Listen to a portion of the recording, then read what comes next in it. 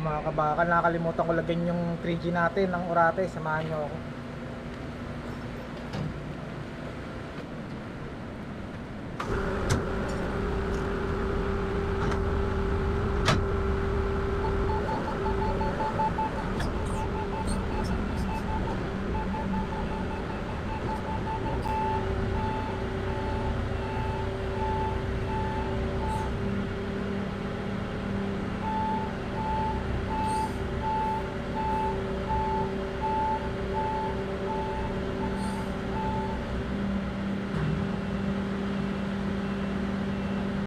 Yo mga kabakal, nawala sa isip kong lagyan ng Orate itong 3G natin, yung horizontal lang nalagyan natin. Pero ganun pa man, lagyan na natin siya.